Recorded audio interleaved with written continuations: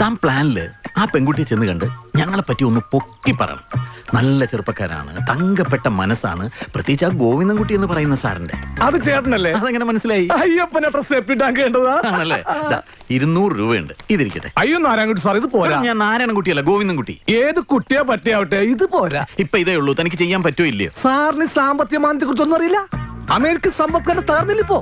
Census, crude oil, Obama എന്ത് ചെയ്യുമെന്ന് അറിയാണ്ട് ഇതിങ്ങനെ നിക്ക.